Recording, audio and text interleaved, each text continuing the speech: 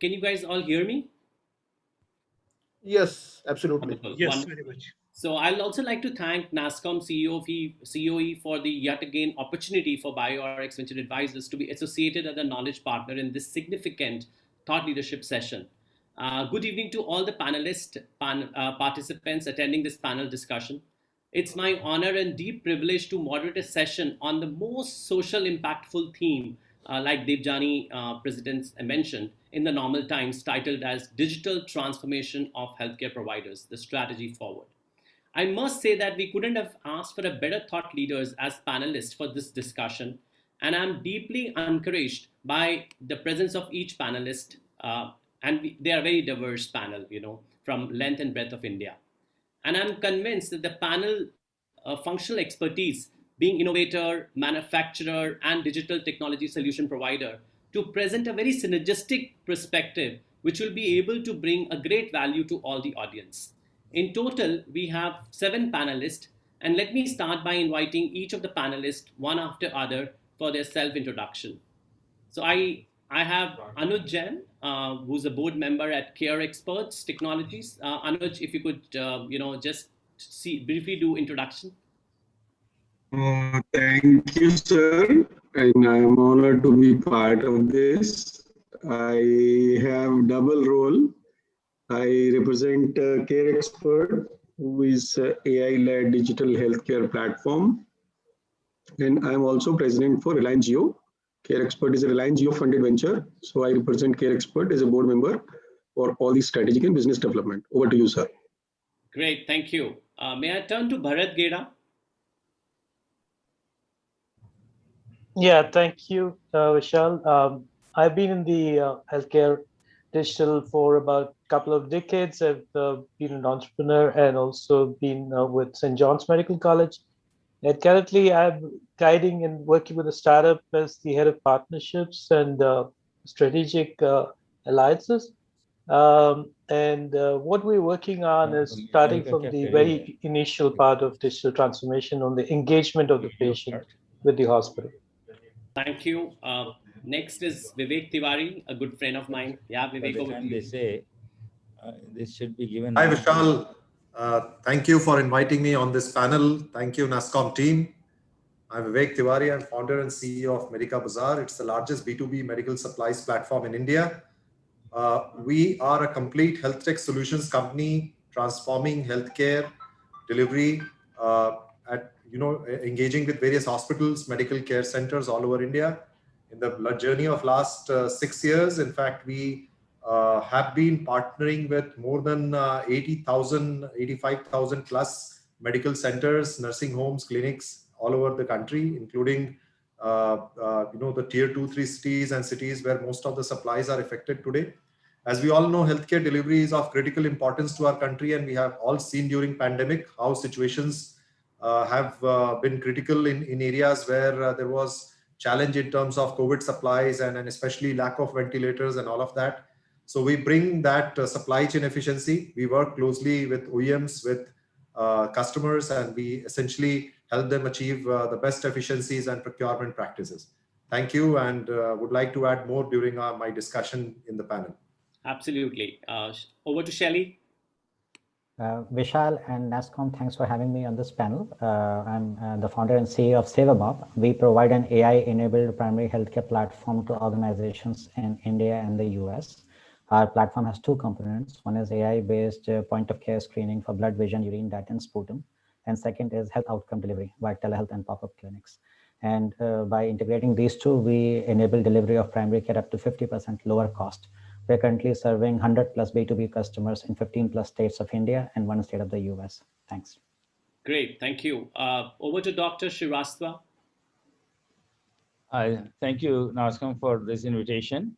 My name is Sudhir Srivastava. I'm a robotic cardiac surgeon, and recognizing the need for a cost-effective robotic system for literally global community and, of course, in India, really took this mission as a vision to produce a system that will be technologically different, hopefully more advanced, and in the end will be very cost effective to be able to get to as many patients as possible.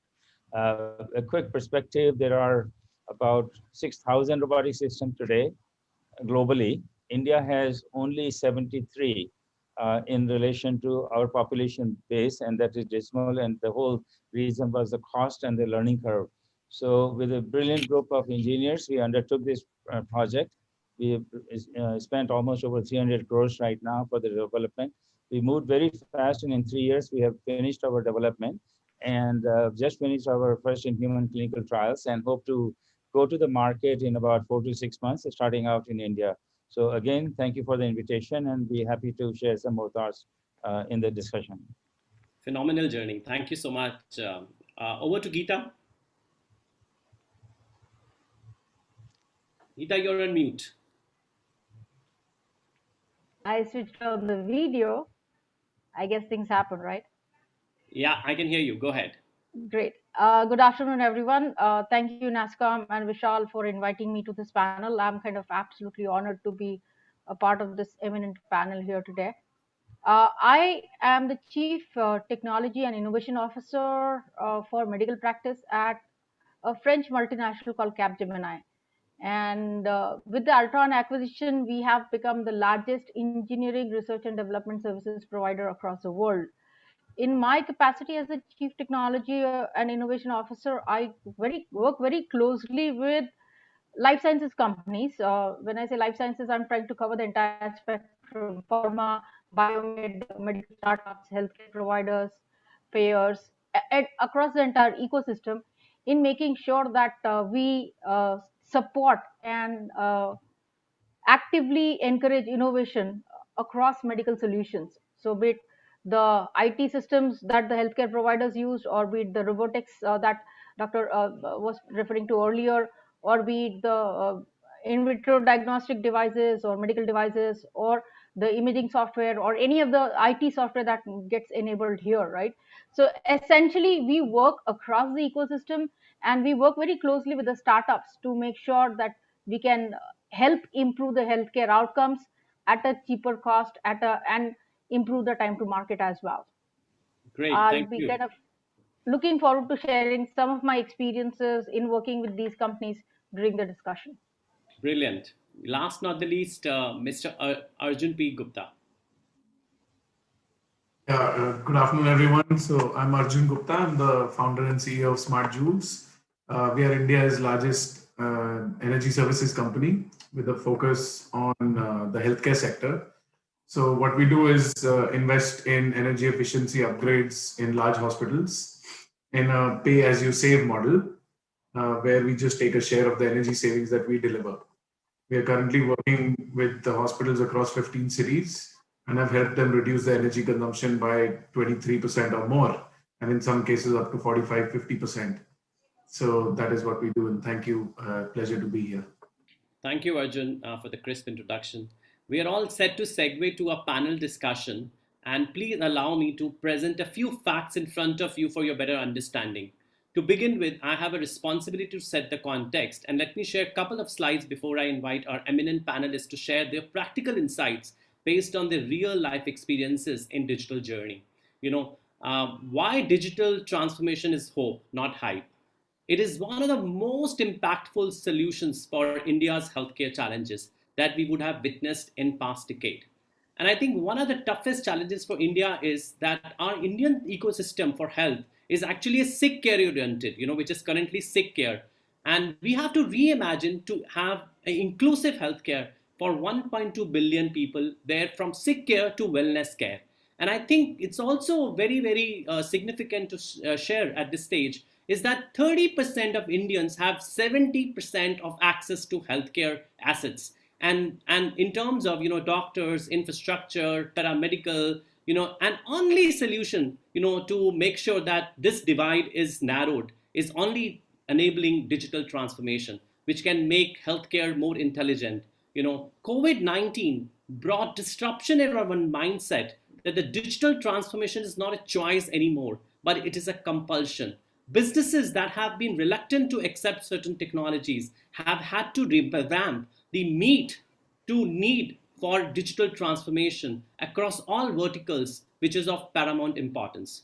In healthcare particularly, hospitals had to reboot their engagement and delivery model to meet the ever increasing demand of services. COVID-19, in nutshell, accelerated the push to digital journey. Young entrepreneurs, representing some of you are here, from India in digital healthcare, there are about, I think, 2,000 digital healthcare ventures which have actually kicked in the last 10 years, such as some of our panelists who are building new billion-dollar businesses that are competing with the best in the world, currently operating both in India and emerging economies. Hospitals that are embracing digital workflow are going to deliver best patient engagement. Bharat talked about it. Digital has capabilities to simplify workflow and patient journey and automate services to drive efficiencies, which is a very strategic advantage. Digital transformation has changed the way enterprise work with support of advanced tools. I think everybody has spoken before me about artificial intelligence, IoT, blockchain, cloud computing, robotic automation process, machine learning. And I think key success factor for any hospital, to have the digital first mindset and secure cloud network and infrastructure and continuously using smart use of AI, big data management and analytics.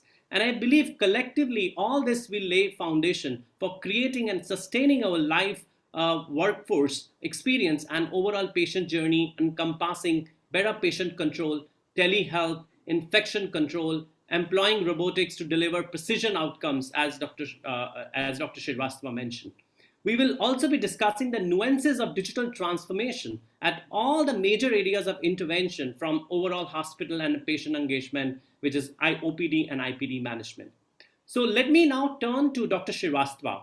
Dr. Srivastava, as a founder and a chairman of SS Innovation, which is a niche company, how are you planning to help surgeons to go digital by providing cutting edge solutions in terms of robotic?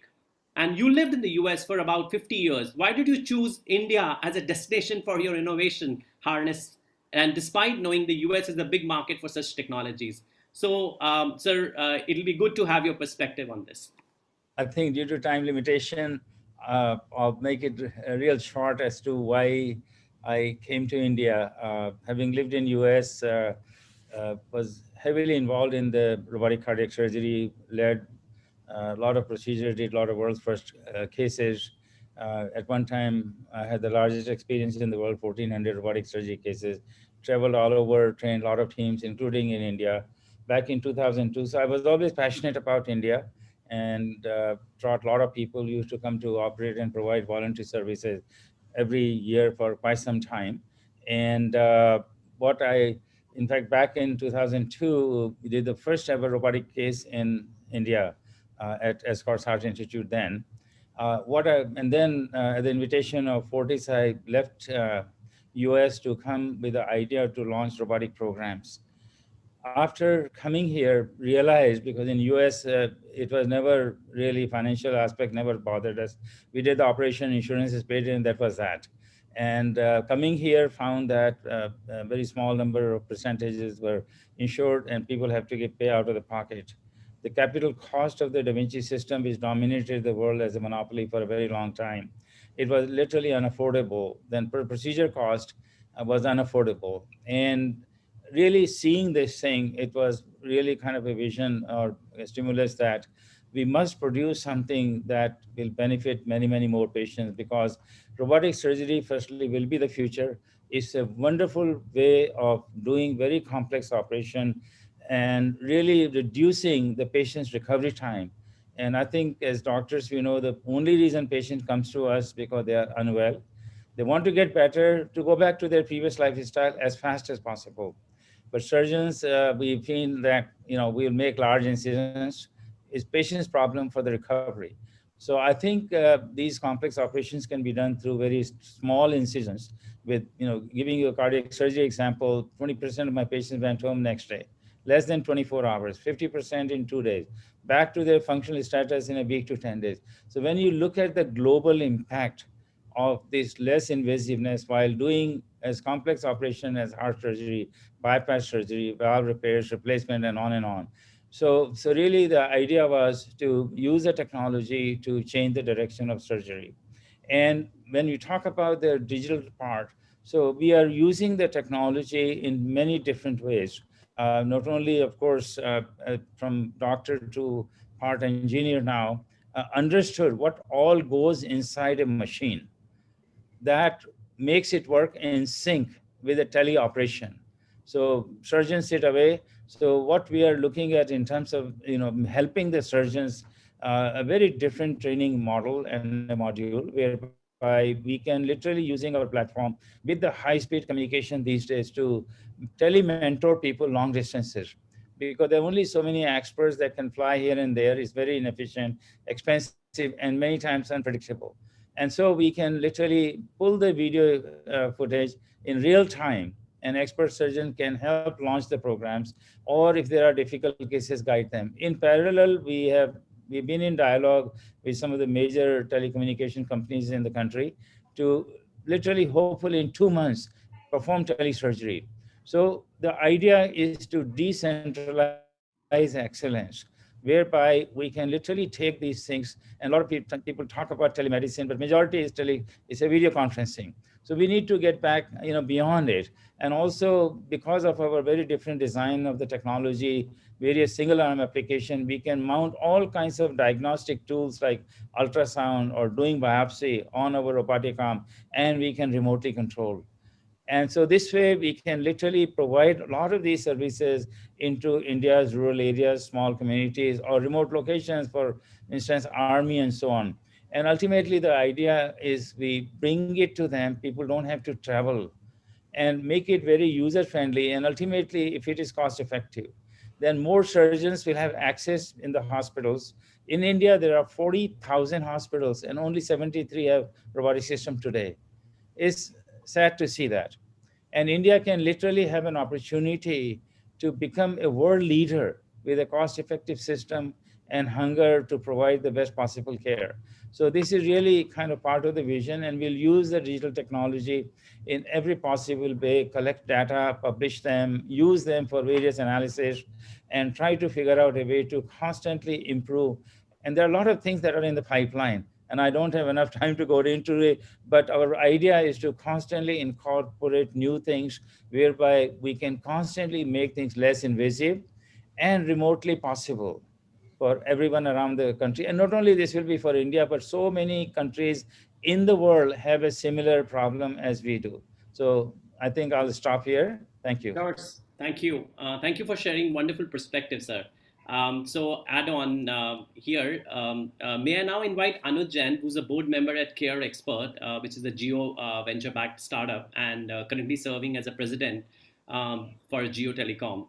So Anuj, to share your perspective that, you guys have a vision to connect over 1 lakh hospitals across India with your AI-led digital healthcare platform. What do you see as the main barriers to digital adoption, among healthcare providers? This is something which I would want you to highlight. Oh, the main, thank you so much. And I think very, very well said, Dr. Sudhir. I'll just extend what Dr. Sudhir come from for his background. I mean, the key thing is that right now, I think the cloud-based technology is a key enabler for us. And there are several reasons around it. The hospitals, which are, for example, on this platform, before I deep dive, the platform has to be not a product and integrated approach, it has to be a platform-based approach. And it has to make sure that it can serve. Today, we serve from 10-bed nursing home to 1,100-bed multi-specialty hospital on the single platform. That is the resiliency, elasticity, and all kind of advanced microservices, Kubernetes framework, which goes into it to make it a web scale technology, enables that. The key barrier, which is on-prem deployment, having a IT person managing it, server going down every day, the doctor having a very, very, hard one when the systems goes down, versus it's like, when I connect my laptop to a internet, it just connects. Similarly, hospital should be connected on this cloud, which is not requiring me a CapEx versus a SaaS-based model. It should be a service which is available very simply to the users in the hospital is a key enabler. That is one key sort of resistance we are feeling. The mindset changes from on-prem deployment to cloud adoption by the hospital. It is a one-way street. It is going to happen, like Dr. Sudhir just said to all of us. One Fortis is moved to Azure. One Fortis is now complete. Fortis is running on Azure. They are not running in their data center. So it is like a very, very clear signal that why cloud is essential. So this is a journey we all have to travel from on-prem to cloud. This is one resistance we have to overcome. The second resistance which we have to overcome is that a HIMS solution is not sufficient for the hospital anymore. It has to be an integrated solution, which is not 20 products in the integrate. It has to be one platform, which includes all kind of requirements of EMR, EHR, their pharmacy, ambulance, telehealth, like Dr. Saab just said to all of us, telemedicine is not the only telehealth. How to enable teleradiology, telepathology, telecardiology, teleambulance. These are all the necessary things, all the robotics integration. These are essential things in the platform, including drone technologies. So this is the second thing, that it is not a siloized product. It has to be an integrated platform which we offer, then hospitals will like it. The third thing is the connectivity. So for example, I myself do the GeoFiber business as president, and I report to MDA sir. And I am connecting every single clinic and every single hospital, beside all the homes. 50 million homes we are connecting by fiber, but we are connecting every single hospital, every single clinic by GeoFiber. So the connectivity to cloud is never a question. It's a 100 Mbps connection always available, rather than a 2 Mbps Chintu line, which is connecting sort of on a cloud in a very, very municipal way. These are the three things we are doing, Vishalji. Great, great. But you mentioned about that there are different solutions, implementations that you've been doing recently. How did you, help clients during the COVID time? So since it is cloud-based, I mean, when we acquire customer, trust me, we are not traveling, and we are just having from customer acquisition to customer delivery and customer go live and customer support right from here. And COVID actually has helped all of us in a way because the physical meeting is now adopted as a digital meeting as a norm. And I think COVID actually has helped all of us, in my view. It's a blessing in disguise, but I think this is the factor. And I think the other thing is that it is a very, very deep interest on the hospital side now to adopt the technology. And they are ready to listen, and they are, of course, they were all listening earlier also, but it is like, accelerated digital acceleration is happening now. I think this is the hockey stick time, and I think it is the most important time for us to become the best in the world. And Dr. Sudhir's vision is very, very true why India cannot become the best in the world in this area. Because when we did, I mean, it's a different forum, but I myself did in 2012 to 2006, till now, when we did the 4G, the first one who made the 4G HD call was a rickshawala for Jio. And I do the same HD voice call on a 4G. So digital has no meaning a nursing home uses or a super granite floor 1100 bed uses. If the journeys are stitched in three systems, system of records, so there is a single data lake, system of interaction, so all the screens are connected, and system of intelligence, where the AI is not something a overhyped name, it is a reality that AI is enabled for all parts of the platform. These are the three basic founding pillars. Yes, I couldn't agree more with you. Let me turn to Bharat. Bharat, you have been the CIO of a very reputed hospital earlier. And tell us your views. How does one hospital decide to invest in digital technologies in terms of performance and return on investment perspective? Now that you are on the other side, being the head of digital transformation at BestDoc, and of course you also have an additional responsibility of strategic accounts. How does your solution as a CRM tool engages with the patient and actually help hospital to earn more, and have a better return on investment? So over to you, Bharat. Thank you, Vishal. And like all the other speakers before me pointed out that digital transformation will involve technology. But I want to take you to a little different starting point for what really starts digital transformation. And as I said earlier, I've been in digital transformation in the healthcare industry for over 2 decades. And I had introduced as an entrepreneur for Wockhardt Hospitals in 1999 a service called Virtual Family Visit, which allowed relatives of patients to visit the cardiac hospital to know how their relatives are doing. The central principle of digital transformation in any industry is customer centricity. And if you look at healthcare, the digital transformation that needs to happen, which has been waiting for the last 2 decades, and people like me have been working on this, the central principle of patient centricity is where things have to really start. If you look at the large hospitals like St. John's, of course, and many other hospitals, and if you just think about it as a patient, you go to a hospital and, at St. John's, we have 7 lakh visits a year. The patient is spending 3 to 4 hours, and this is not St. John's alone, this is many levels across the country. They're spending 3 to 4 hours at the OPD to get something which is not more than 10, 15 minutes of actual service. Absolutely. Why does this happen? Why does it mean waiting in so many queues? I think unless we could solve this very basic problem in healthcare delivery of a seamless patient experience, which gets you in and out. If you can get in and out for banks so easily, you can get in and out. You don't have to stand in queues at railway stations. You don't have to stand in queues at the airport. Why do you have to stand in a queue in a hospital? So Afzal took up a journey. Afzal, the founder of BestDoc, took up this journey, and I've been interacting with him for about a year after my leaving St. John's. And I was actually, for the first 6-8 months, I was busy with working with the COVID-related projects in the country. I was with Step One project. I was with Telemedicine Society of India, and I also founded the Telemed Registry for India.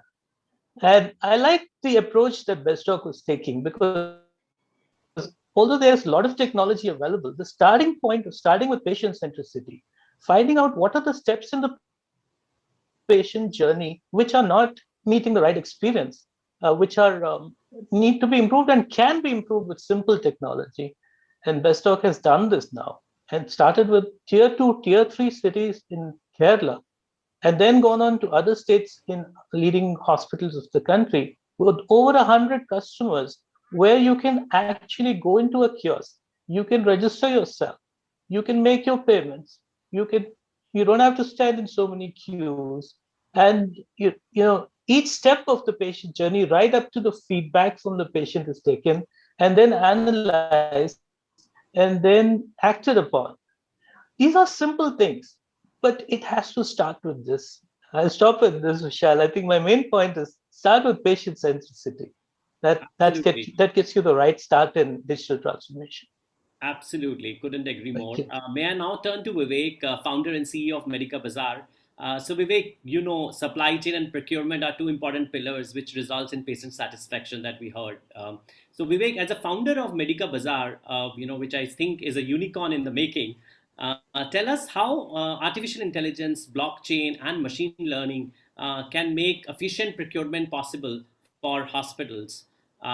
Considering there's a rise on demand healthcare, which is home healthcare, there's a clear need for patients to get healthcare services on their schedule, and how Medikabazaar is uniquely placed to solve this expectation of various stakeholders in healthcare delivery. So, Vivek, over to you for your inputs. Sure. Thanks, Vishal. Thanks for your encouraging words, for kind of rechristening and telling that we are unicorn in the making. So maybe, I don't know if customers are actually looking at us and trying to take help of what Medikabazaar has to offer. We will certainly be there. But coming back to your question, I think we learned enough in the business in last 6 years. And this goes with my own experience, Vishal. I was before Medikabazaar. I set up 43 clinics in India, the tertiary care clinics, looking into an investment of $60 million with one of Japanese multinationals, and in trying to set up clinics throughout in tier 2, 3. I faced most of the challenges which can come in the form of clinical expertise or making better, efficient operational practices, or looking at more robust, financial discipline in managing healthcare institutions. And at that point of time, all these words like artificial intelligence, machine learning, I'm just talking of about maybe 8 to 10 years, before we are talking today, these buzzwords never existed in healthcare, right? And it was just like basic, digital adoption was completely missing. I can tell you my experience of actually traveling in tier 2, 3, going to various stores, meeting store managers, and they would be sitting on piles of registers and one old PC just to maintain certain data. There would be total chaos in their cabin or in their room, and they would be finding bills here and there and a lot of inefficient. And I can show you some pictures of that. With their permission, I could take those pictures just as my It continues to be like that, Vivek. It's sad actually, but it is. And we are now talking of artificial intelligence, machine learning, optimizing healthcare, and trying to use various technology words, digital adoption, and all of that. But having seen the journey throughout, I can tell you we have seen a big transformation. From the time my fellow panelist Bharat or Mr. Jan or Dr. Srivastava spoke about transformation in their area of expertise, whether it is care expert or BestDoc, whether it is SS innovations. I think somewhere we are seeing some kind of digital transformation or tech transformation or medtech transformation happening. Similarly, in the area of procurement practices, we are trying to build similar, kind of transformation. When I started with the platform Medikabazaar, my intent was just to make sure that there is no dearth of medical supplies. When I used to, visit smaller location cities, there used to be real challenges in terms of finding the best options for medical supplies, in terms of finding the alternates, the best pricing, inconsistencies in supplies. There could be multiple layers of intermediaries involved, the pricing inefficiencies, leading all of that to cost push in healthcare delivery. So my intent was to make sure that through digital intervention, we connect the OEMs with the best of healthcare providers and with best of digital intervention throughout the country. But now we learned with the practice, we moved on, and we are actually trying to make sure that healthcare procurement is optimized, is made much more efficient, because we also learned that, just reaching to healthcare institutions or trying to create access is not the last destination. I think it is what we are doing today in terms of optimizing their inventory, their procurement cycle, their working capital management, to make them, do more profits, kind of become a sustainable business model is what we are looking at. So VZ is one of our initiatives. It's an AI ML intuitive healthcare management tool, which essentially helps hospitals, clinics, nursing homes to optimize inventory, to look at best possible, kind of options to reduce the working capital, and also to make sure that they are kind of making a huge impact on their cost in terms of savings, in terms of best practices, in terms of procurement planning and all of that. Having said that, the supply chain in hospitals hadn't received much attention from healthcare, kind of management until recently. We have seen, this was one of the most left out areas for the health, institutions, because everybody thought that this was just about the margins improvement, and there was nothing much to do here. But we actually made it a step forward. We allowed efficiency in all aspects of hospital operations through procurement, essentially because it is highly complex. It is running both with wide and deep options. It can be hard for managements to grasp its importance and understand how to better manage it. Both operational and clinical leaders today need a better understanding of what supplies are stored in inventory, what's consumed, how much is on the hand, and what was charged or what was actually billed to customer. these distribution warehouses and clinical components are critical to making healthcare much more efficient and less costly today. So, Thank you, Vivek, yeah. for sharing your vision. Now, picking a thread from there, I'll turn to Shelley. Shelley, founder, CEO, Sevamob. His organization has been primarily supporting primary healthcare across length and breadth of India for about 7-8 years that I know of. Shelley, tell us, how can AI transform healthcare on the last mile? And what are some of the innovative digital models that you have seen for the last mile primary healthcare? And what worked and what didn't? Your thoughts, please. Sure. So, Vishal, when we started the service in 2014, we started as a pure technology-enabled primary healthcare services business, and there were a couple of pain points we ourselves experienced when we were delivering the service. One was the scarcity of medical staff, which is not unknown to any of you guys on this panel, in underserved areas. The second was the absence of diagnostic services, which we could then leverage in those areas. And the third was, because of all of this, there was a need for patient and or sample transportation back and forth, which increased the cost of care. So that's where we saw a solution through AI, which could solve this like pain points. So we developed a model where AI could, first of all, be used at point of care, not just in a back office lab scenario, but actually at point of care. It could be used by a nurse, does not require a specialist. So that addresses the scarcity of medical staff. That does not mean that AI is trying to replace the physician or a specialist. No, it is trying to enable a nurse to be more productive in that point of care setting, so that it reduces some of the tasks from the specialist, and then the patients are then escalated to the specialist. Then the second thing was the use of AI for point of care diagnostics. And so there, again, the intent was, while a bunch of things can be done in the lab setting, the patient sample transportation is pretty expensive and is very time consuming. So by using AI for point of care, we were able to reduce that time, as well as generate some cost savings for the patients. And then the third thing was just using this entire model together along with remote telehealth, so that we could deliver an end-to-end solution where the patients were receiving more care at point of care in less time with better health outcomes. So in this model, we are not the only providers out there. There are two use cases which I would like to mention, notably in a digital health scenario in a last mile primary care. One of our peers is a company called HIC out of West Bengal, and they have done a deployment in Nagaland.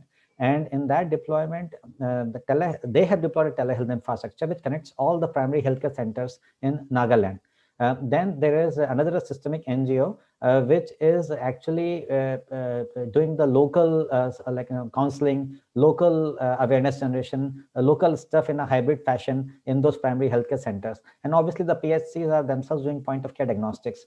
So this setup I find very innovative.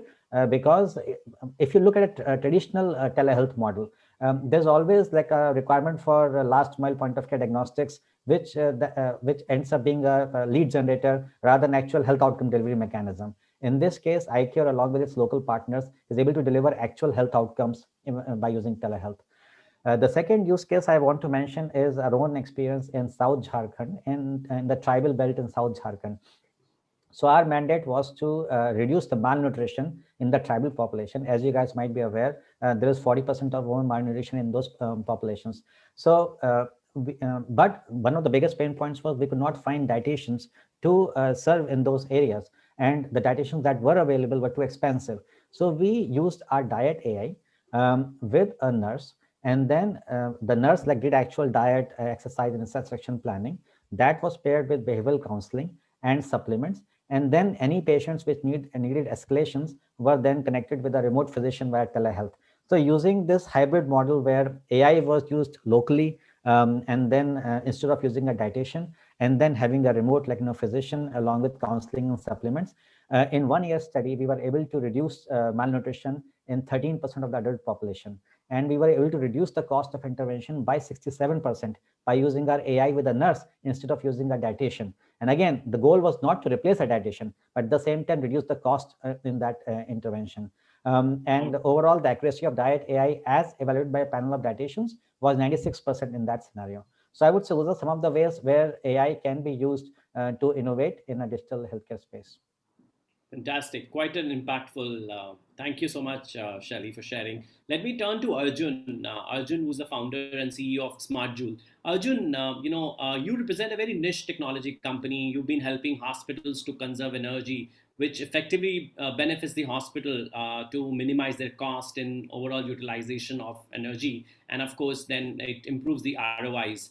So, what is the overall impact that you have seen to create for hospital in terms of energy consumption and case cost? And what are some of the benefits people are expecting from your solution? So, some inputs from you. Yeah, thank you. So I'll take a couple of examples to explain that in the most clear manner possible. One of our clients is a 1,000-bed hospital. Their energy bill used to be 11 crore rupees per year. And we've put our digital energy management solutions there. And based on data, we are operating their main utilities like cooling, heating, and steam. And we have been able to reduce their energy consumption from 11 crores a year down to 8.5 crores rupees per year. So it's a huge impact, and very, very good economics around that impact as well. A typical hospital in a healthcare chain like Fortis or Max is around 200 to 300 beds. And for them, the energy consumption or cost per year would be around 4 to 5 crore rupees. And again, they would see impacts of 20 to 30%. So 80 lakhs to 1 crore, in some cases even more per year of energy savings. So that's what we are able to enable in terms of just energy cost savings. But that's not the boundary of the impact, because once you have a proper digitalization effort of the utilities, you also end up improving the quality of service, because you have a lot better detailed insight into how the systems are performing. And again, I'll use an example to clarify that. In all hospitals, operation theaters are very critical, and friends in the healthcare industry would understand that doctors are always unhappy about the temperature and humidity levels in the operation theaters. So with very detailed insights into that, instead of waiting for the doctors to call the maintenance team and say, what are you doing? And I need a better, air quality or lower temperature or lower humidity level in the operation theater, automatically the system will give them exactly what they want. And in case there is a mechanical problem, the right person will be immediately notified on their cell phone that, okay, the valve is stuck, or, the filter has to be cleaned, or the blower is stuck, or, it's performing at a very low speed. So these immediate notifications help in improvement of service quality and reliability of the systems as well, in addition to the energy savings benefits. And of course, these other quality improvement benefits are totally free for the hospitals, because we are only charging a percentage of the energy savings, which is the cost area. So is that your business model? Yes, absolutely. It's a zero capex solution for the hospitals. They just have to sign up for an agreement in which we actually deliver guaranteed savings. We say we will deliver minimum 15% savings on your annual energy bills. If we don't save anything, you don't pay anything. If we save less than 15%, we'll pay you the difference from our own pockets, right? And there's no capex for the hospitals either. It's only a part of the savings that we take as our exclusive fees for all the work that we do. So that's quite a disruption, Arjun. It's really encouraging to know about your innovation and how the innovation is making an impact. So, now we've heard all the panelists and, taking inputs from everyone. I think it's time for me to introduce Gita. Gita has been supporting, different projects in digital transformation. And so, Gita, how do you define the success of a digital transformation project? Because I have seen, it's very difficult to accomplish a digital transformation holistically. And so one of the things that I always feel that, how does one quantify and how does one parameterize the success? And I'm sure you should be able to throw some light. Please, over to you. Thank you, Vishal. Indeed, quantifying or establishing the success criteria for a digital transformation program is extremely important. And I can tell you what doesn't work in terms of a lot of people start digital transformation because A, they're kind of excited about some technology, or B, they want to try out something new. So that really doesn't last long. Digital transformation programs, when tied to business objectives, yield the best results. And some of the things that have already been touched upon by other panelists so far, in terms of what Bharat mentioned earlier, right? Patient centricity. Customer centricity, patient centricity is a key to digital transformation, if you will. So I would probably say that the 2, 3, or 4 key measures or of success criteria are going to be focused on what we talked about earlier in terms of patient centricity. And if I break that down into seamless patient experience, customer experience, better healthcare outcomes, we talked about lower wait time, better diagnostics. So ultimately patient experience is going to be tied to better health outcomes. And when I'm kind of generally broadening it out a little bit by saying not just patient centricity, but also stakeholder experience, in terms of experience of all the providers, doctors themselves, the nurses, the staff. Each of these member is going to be impacted by the digital transformation. And unless and until we take into account their inputs, this is not going to turn out well. So that is one aspect. Second, again, for everybody, that is going to be a major aspect. And it is also one of the challenges in adopting digital transformation, which is cost of care. How do I give better care at a lower cost?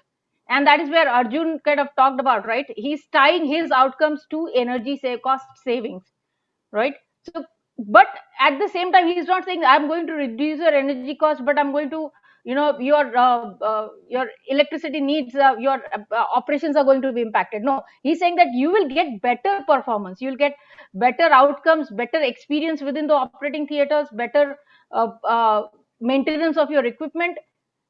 Everything is going to get improved, but I'm going to save you money as well. So that again gives me That's another the key measure. entry point, Gita. So that's a very good point. So I think it's time for me to kind of wrap up the session. But before I do that, I would request each one of you to share one liner recommendation or a suggestion that you have for the seamless implementation of digital healthcare transformation across all the hospitals in country, given that we have now national digital health mission in place. Just one liner from each one of you. Dr. Sudhir, one liner, please. I think hospitals should look at the future, where it's going, and there's no other way except to accept it. Great. Bharat? I think the Indian model of NDHM and the personal health record is a leapfrogging way to approach digital transformation at a national scale, and all of us should adopt it. And I strongly believe that the entire ecosystem should work together. We generate business for people like Medikabazaar, because what happens is when patients don't get the medicine they want, they tell the pharmacy, and the pharmacy then goes to Medikabazaar to manage the stocks. So I think we all should create business for each other and make things happen. It should be inclusive. Okay, over to Anuj. Beside what is said, hospitals should get NDHM ready by default. It should not be a exception, it should be a norm, so that HIE become a reality in India. This is my statement. Great. Shelley? My statement is that we should be deploying more AI and other technologies at point of care, so to alleviate the concerns and issues in underserved areas in low resource setting scenarios, because that's where the most impact can be generated from these type of technologies. Wonderful. Arjun? If you own a hospital or know a hospital, please call us to drive a more sustainable and profitable future. Thank you. I think all public hospitals need that.